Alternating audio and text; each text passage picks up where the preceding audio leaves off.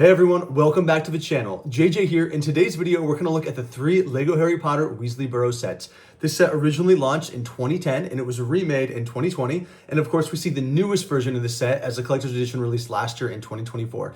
In this video, we'll look at the minifigures, we will look at the external as well as internal builds and some of the play features included. But let's not waste any time. Let's jump right in looking at this 3 sets. All right, here we can see the 3 iterations of the Weasley's Burrow. The biggest thing you should notice, of course, is it just gets bigger over time. On the left, that is the 2010 version. Here in the center is the 2020 version, and then the newest on the right and largest is the collector's edition from 2024. And the first thing we're going to do is look at some of these minifigures, kind of comparing them so we can move them out of the way and take a look at the structural build of the Burrow. Now, of course, each version of the Burrow does come with a Harry Potter minifigure. The one from 2010 as well as 2020 focus on the Half-Blood Prince, the scene where Fenrir Greyback and Bellatrix attack the Burrow. So we see, of course, Harry dressed in some of his older outfits. And then the 2024 version of the Burrow focuses on the Chamber of Secrets, where we see young Harry. Each of these minifigures also has an alternate face print. The first 2 from 2010 and 2020 has a both happy as well as an angry expression, which makes sense given the scene of the attack on the Burrow. While the newer 2024 version, we see Harry with the happy face, as well as kind of with all the ash and soot from the chimney when he incorrectly uses the Floo powder network. Of these 3 figures, I think I like the new 2024 version the best, followed by the 2010 and then the middle 2020. Another minifigure we see with each of the 3 iterations of the Burrow is Ginny Weasley. And again, we can see young Jenny with the newest version, and she's a bit older in the 2010 and 2020 versions. When I made my shorts for my favorite Harry Potter minifigures for each character, I actually did not have this 2010 version of Jenny, but I think it's one of the strongest iterations we see for this character. I really like the printing there on the torso, and we don't see a ton of leg printing in 2010, so it's really nice to see that with this character. I also think the face print works much better than we see with the revamp in 2018. And here we see the alternate face print for each of the characters. I really like this version from 2024. That face print really captures what that character looked like in the scene where she sees Harry in the kitchen for the first time. I actually think my favorite version may be from the 2010, followed by the new 2024, and then lastly, again, there in the middle for 2020. We also see Molly Weasley in each of the Burrow sets. I like all 3 of these figures. I think they have incredibly detailed torso printing. I think the first and the last one really stand out because they have additional printing there on the legs, which really carries through the outfit. And then the newest 2024 goes even further by having that awesome arm printing. We don't see an alternate face print with the 2010 version of Molly Weasley. However, I love the alternate face print for the 2024 version of Molly. It's kind of screaming as she sends Ron that howler at Hogwarts. And again, my favorite minifigures from the new 2024 version, followed by the 2010, and lastly, the 2020. Honestly, that was probably one of the biggest weaknesses of that 2020 version of the Burrow, was the minifigures were so much weaker than the earlier 2010 version. And the 4th and final character to appear in all 3 versions of the Burrow is Arthur Weasley. Unlike some of the other editions, I actually think they did a great job with the 2020 version of his torso print. I think all 3 have nice outfits, but for some reason that middle one really stands out to me. I also like how in the new 2024 version, he comes with his cap as well as a hairpiece.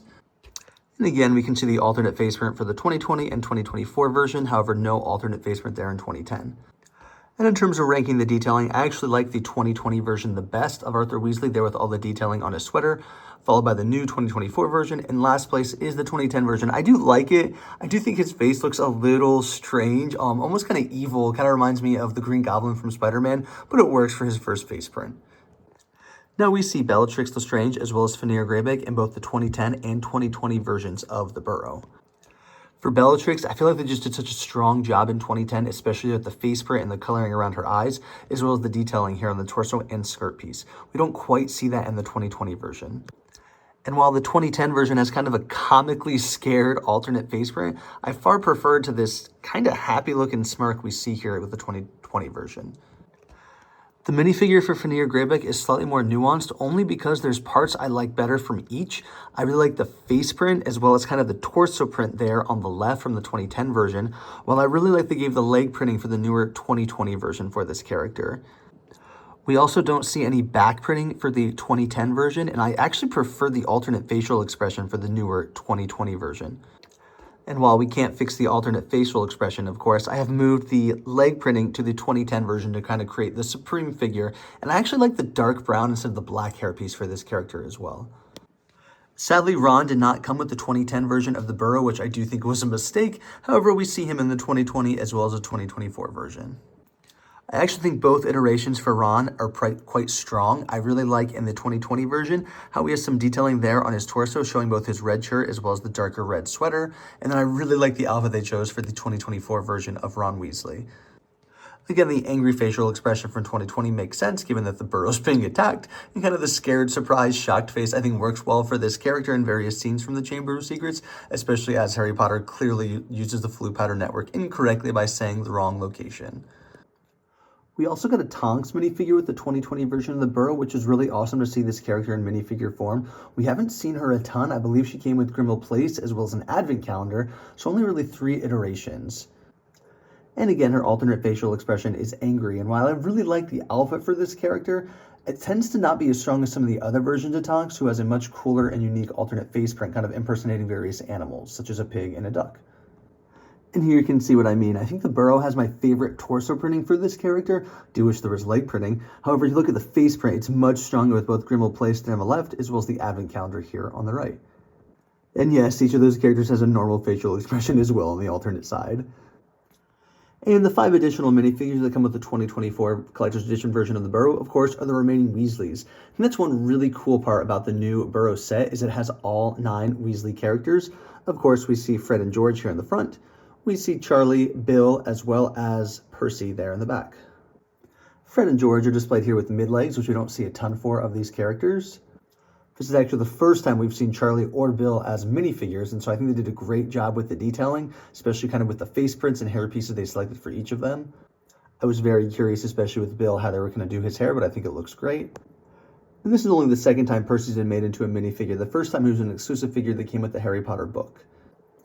And while I prefer the hairpiece they chose for their character with the book, I do think it works with kind of the bedhead scene they were recreating here with the Weasley's Burrow. Now that we've taken a look at all the minifigures from these 3 iterations of the Burrow, let's take a look at some of the side builds and compare them between the sets. Now, as both the 2010 and 2020 versions of the Burrow focus on that attack scene that we see in the film, both of them have little side builds to represent this. We're going to start looking at this side build from 2020 first, only because it's so small, there's not really much to talk about.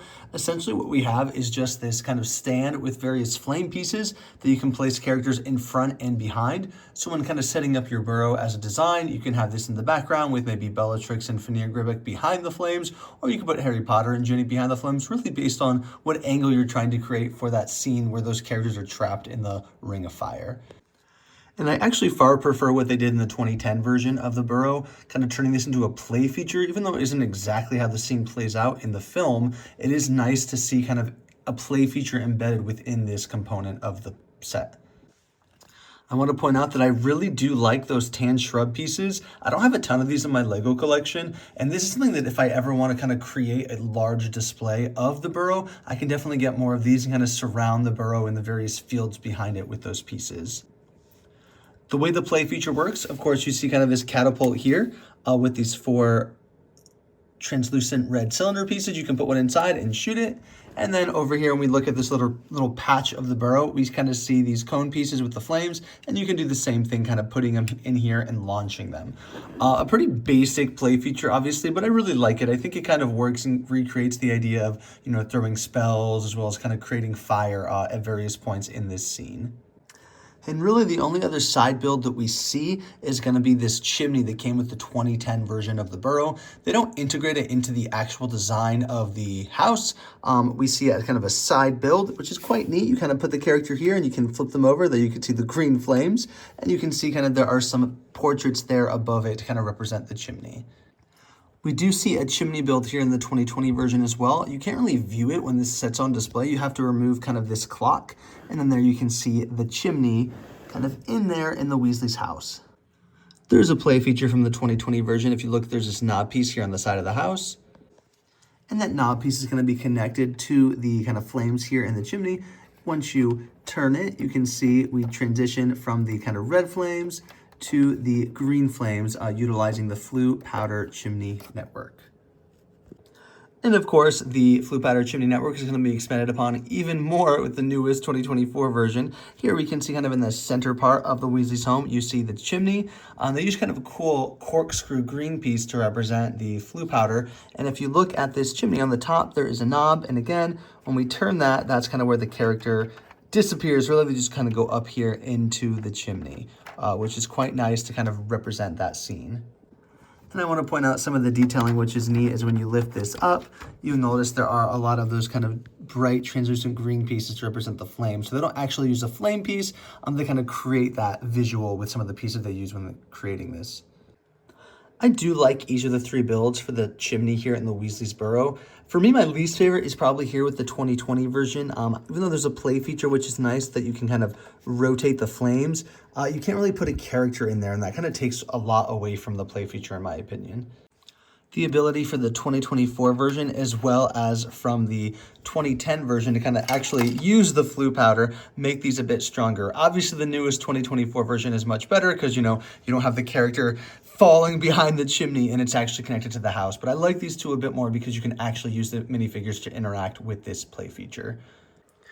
Now that we've taken a look at all of the minifigures as well as the various side builds, let's take a look at the exterior of the Weasley's Burrow. And I'm going to be moving around the order these are on the screen only because kind of the positioning allows us to get all in the same camera shot. So keep in mind the biggest is the newest 2024, the medium-sized one is from 2020, and the smallest one is going to be the one from 2010. First, we're going to look at the entryway here to the Burrow. Each of these three sets utilize various build techniques that kind of were common for the time period that allowed the kind of those shapes and angles that are so important to kind of creating the effect of what the Burrow looks like. We don't see a ton of detailing here with the 2010 version. There's a nice grass walkway. I like seeing those pillars there at the front.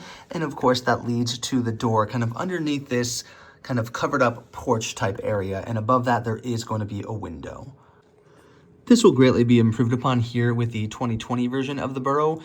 Now the porch area is not nearly as large, however we still see kind of those brown column pieces used, and there's some really cool build techniques here to kind of create the triangle archway that we saw just kind of pretty basic there with the 2010 version.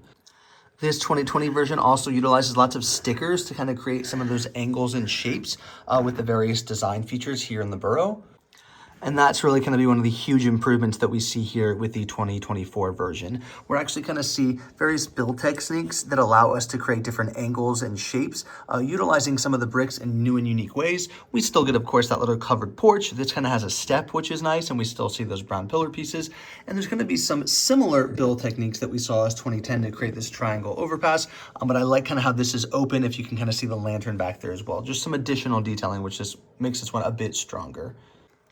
And while we can see each of these burrows has kind of a window there on top of the porch area, we can see that the distance in sizing is really going to be the big difference here, which we'll see a lot more with the interior of these builds.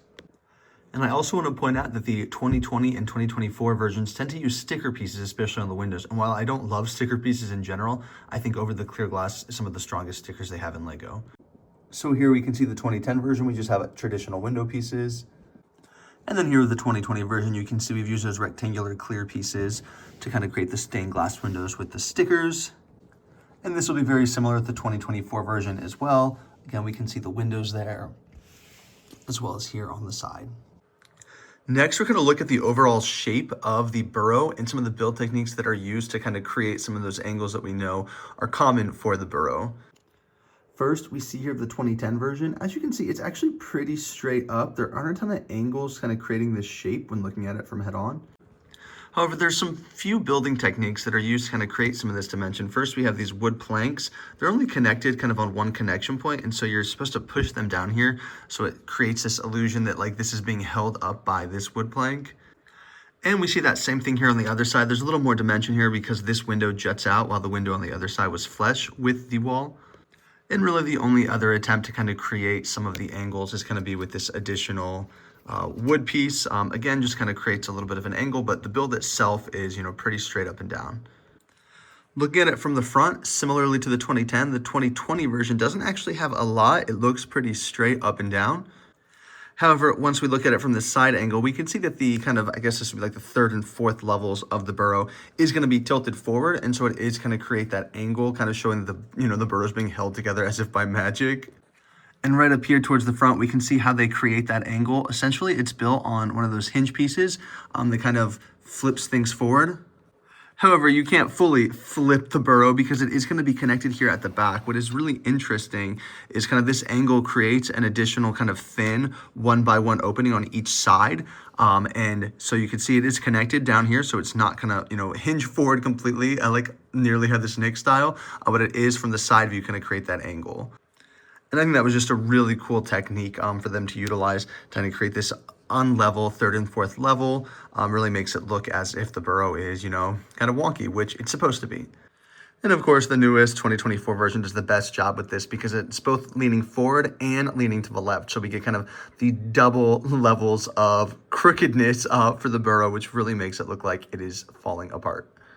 And what's interesting, if you look at it, it's not the entire top half of the burrow that is like this. It's really only this front portion. The back portion is built up pretty standard for a building. And so we're going to look at some of the build techniques here on the left that kind of create those angles. Essentially what we have is the burrow is built upon some of these kind of Technic pieces that are at an angle, and then it's stuck to them. And so essentially there's going to be a 1 brick slope from the front to the back. And when we look at the two pieces, you can kind of see what I mean here. Where the two builds are a bit misaligned, and that's because of the angle that's created down here. And we can also see that on the other side here, how it's kind of leaning forward, kind of coming out instead of a traditional right angle straight up 90 degrees. For the exterior, we really can't compare too much more of the build itself because the 2010 version is open in the back, and so we've kind of already looked at the front as well as the side view. And here, the 2020 version, it does have an additional wall, I guess, but it's also going to be opened from one side. And so there's not much to look at externally either. And that leads us to one of the biggest strengths of the 2024 burrow is this is fully enclosed. So all 4 sides of this are going to be the exterior for the burrow. We don't see the inside unless you open it up completely. And what's neat is how you open it up is there's kind of a cool hinge piece that lets you fully open it up to reveal the inside. And there's 2 different halves, which is neat because a lot of detailing that could fit in here. All right, and before we jump inside, let's look at the kind of outdoor pig pen barnyard area. Each of these 3 burrows has a various build for that. The 2010 burrow is going to have the most basic. Essentially, it's just a pig pen that leads actually directly into the Weasley house, which is kind of funny that there's a door here. And I do like the pig kind of in that orange nougaty color.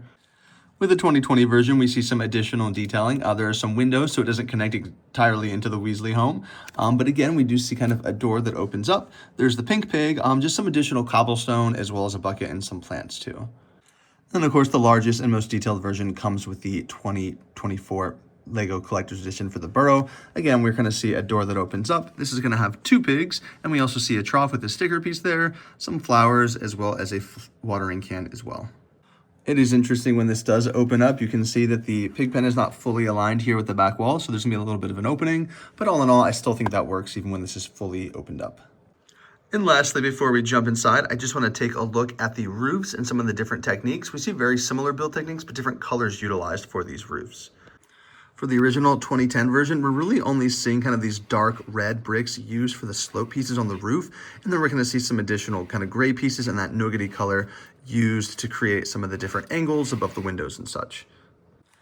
And then for the 2020 version, as we can see, we also use a lot of red pieces. However, we're going to use those dark red, the bright red, those nougaty colors, as well as a few of the gray pieces as well throughout. And what that does is it kind of just creates some additional kind of colors here for the roof. And while I do like it overall, I do think that bright red is a bit too bright for me. And by 2024, I do think they kind of improved upon this. So we still see the 3 colors. We see the nougat as well as the dark red, but instead of that bright red, we're using brown, which I think just makes a lot more sense. And again, that carries up here to the top as well. We do see some gray embellishments also. One of the most memorable inside scenes of the Weasley Burrow is going to be the kitchen. So let's take a look now at these 3 versions of the kitchen. Now, looking here at the 2010 version, you'll notice that chair in the front is broken. A lot of the brown pieces with the set are very fragile. I just bought this recently new in box, and the brown chair cracked pretty much immediately as I was building this set, unfortunately. But I was careful enough to not break any of the other brown pieces, although each time I clicked them in somewhere, I definitely heard a distinct clicking sound that is not normal for Lego builds. So looking at the detailing of the kitchen, of course, we see a bowl of cherries, some gold goblets, as well as red mugs. I always like those printed newspaper prints, exclusive photos, mayhem at high security prison, mass breakout from Azkaban.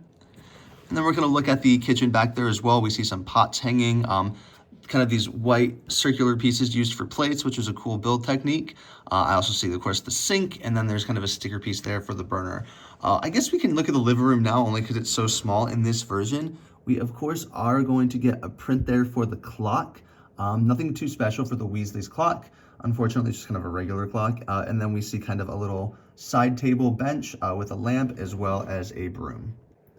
Now, the 2020 version does a much better job adding detailing here, and the reason why is because you can actually open up the kitchen, so you kind of have it swing on its hinges, and you kind of create a play area here in the middle as well. Looking here at the table, I really like how they have so many different colored chairs. I think it really just speaks to the mismatch hodgepodge that is the Weasley's home, which is quite neat. I also like on the table there how they have both the eggs as well as kind of those waffles. And I like this little jug they've created for the orange juice as well.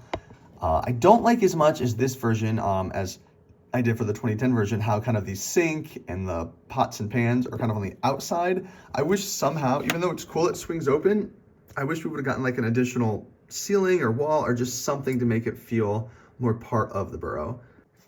Looking here, we can of course see the chair, and then there's the Weasley clock. I do like that the sticker piece is a lot more accurate to what we see in the films, and then we can also see some bookshelves, and as I said earlier, we're able to move that clock to reveal the chimney. So we have removed both the clock as well as the chair. By removing the clock, of course, you can see the chimney, which, as I said earlier, we can alternate between just the fire and the flue powder. And then there's just kind of additional walkway. We see some, a table as well as some additional kind of potions there in the window. Now here we can see the other side of the burrow also opens up. And again, that gives us another clear view here of the chimney slash flue powder without having to move like the clock or anything.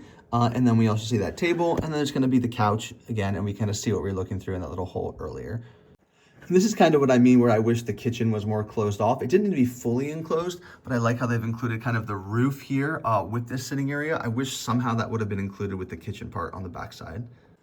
And of course, looking here at the kitchen for the 2024 version, there's going to be a lot of detailing. Again, I like how they included the different cushion colors for all the different chairs, similar to the 2020 version. And there's a lot of cool detailing there as well on the table. I do like how those kind of different clear 1x1 pieces are used to kind of create like a kind of tablecloth, various colors and such. And this kitchen is going to use quite a few sticker pieces to kind of create some detailing there in the back, kind of just various, cereal boxes. Of course, we're going to see various clocks, wizard portraits. This set does come with a few of them, which is nice. And of course, the Weasley clock, which this is going to have, of all the sets, the best print representing that Weasley clock, which is nice.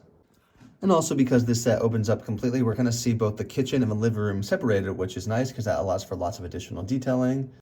And we've already looked at the chimney, which is a majority of this build. However, we're also going to see kind of the self-sewing quilt. And then there's kind of these dishes that can wash themselves as well if you push this knob. There's some additional detailing here as well. Now at this point, we're pretty much going to finish up looking here at the 2010 version because the last thing to look at are the bedrooms. And so as you can see, there's going to be a bunk bed here with the that orange and blue bed, and then we're going to see another bed here kind of with a newspaper. I would guess this is Ginny's room and this is what Harry and Ron would share. It's unclear because the set doesn't come with Ron, but it does come with Harry and Ginny. So let me know if you agree. This is probably where Harry sleeps for sure because there's Hedwig, and then I would guess this other room would be for Ginny. And one thing I like about the 2020 version is it's quite obvious who the bedrooms belong to. We're going to look at, it keeps going blurry, we're going to look at Jenny's room. Of course, the double bed is going to be for Arthur and Molly, and then we're going to see Ron's room as well. So Jenny's room here is going to be pink. We're also going to see some various posters there as well as on the bedspread, and a little vanity table for her to brush her hair with that brush. The next level is going to be Arthur and Molly's room, and again, we're going to see that double bed. And then we're also going to have a little sitting area, which I like. It does include kind of the self-knitting quilt there. It doesn't look quite as nice as the newer version, but it's still cool to include that. And I do like here the inclusion of their family photo in Egypt. We also will see that in Arthur Weasley's office with the Ministry of Magic. And then the last room up here in the attic is going to be Ron's room. We're going to see some Quidditch posters as well as a bedspread and access to this little porch area, which we will see Hedwig hanging out at. Now, one of the coolest parts of the 2024 Burrow is how many bedrooms there are. We have one for every Weasley that lives here, so everyone except Bill and Charlie. And I am trying to hold this at an angle to let some light shine in the rooms, but first up we have the twins room. You can kind of see there's a lot of different trinkets of different things they build. There's a box for the Weasley's Wizard Wheezies. We see on the back kind of a little chalkboard with some ideas, and I like that crooked window on the back as well. Above that is going to be Arthur and Molly's room. Here we can see a double bed again. There's going to be, some clocks and a few little trinkets around, as Arthur is really interested in the Muggle world, but I really like kind of the sticker piece with the otters here on the foot of their bed. And I like how it's built at an angle like this. Again, just kind of creating some of the angles here for the Weasley's home. Now, I've removed the roof piece, which was kind of difficult, just to get a better look here at Percy's room. Of course, we see, a Gryffindor bedspread because he's the prefect for Gryffindor, as well as a desk and writing table. And this is like a pretty standard, not a lot of personality here, which I think fits Percy's lack of personality quite well. And here you can see I put the roof back on. That's probably my biggest complaint with the Burrow is it's not really possible to easily remove some of these levels to look inside these rooms. And so I had to take that off, and it was not an easy removal or, re-entry onto the house.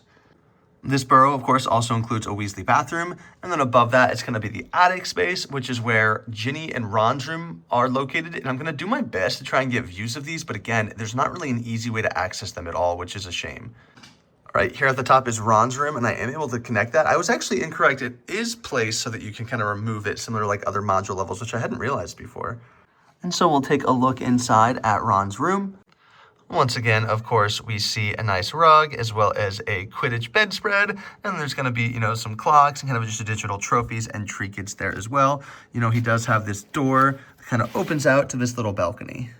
Underneath his room is Jenny's room, and I do wish one of these walls swung open somehow, but nonetheless, we're going to look inside. Of course, once again, we see a little table, and then we're going to see the Hollyhead Harpies as her bedspread. And then I'm trying to get an angle there of the poster for the Weird Sisters in Ginny's room as well. All in all, I was really surprised when I heard that the 2024 Collector's Edition set for the LEGO Harry Potter theme was going to be another version of the Burrow, only because we got the earlier one just 4 years prior, and I thought the 2020 version was actually a really strong contender and a really good set. It made sense for them to remake the 2010 version in 2020. However, 4 years felt like a really small time frame. However, I think they did a really nice job. I really do like the Collector's Edition Burrow set. I like getting all the Weasleys in one place. I like how really full and complete the Burrow feels. Now, would I've wanted them to do Malfoy Manor in this skill instead? Yeah, probably, because it's a set in a place we hadn't seen before. But for me, this is a really strong Burrow. I don't think we need another one. I don't think the 2024 version needs to be remade. I know that's a rather bold statement, but it's fully enclosed. It has all the bedrooms. I just don't know if I need or want additional Burrows in my LEGO Harry Potter collection. And so while each of the three Burrows has strengths and weaknesses, like I said, my favorite is the newest one. I do think the figures are still the best from that early 2010 version. They were a huge downgrade in the 2020 version. But since the new 2024 version focuses on such a different scene, I think it really works. And including Bill and Charlie was a really strong decision. Let me know in the comments down below what you think of these three versions of the Weasley Burrow. Are there specific features I didn't highlight in any of them that you think really make the set stand out? And is this a set you expect to see again? And if not, what are some other LEGO Harry Potter sets you hope are remade in the future? Thank you so much for tuning in. If you want to stay updated with LEGO leaks, rumors, news, and reviews, hit the subscribe button down below. But I will see you all next time.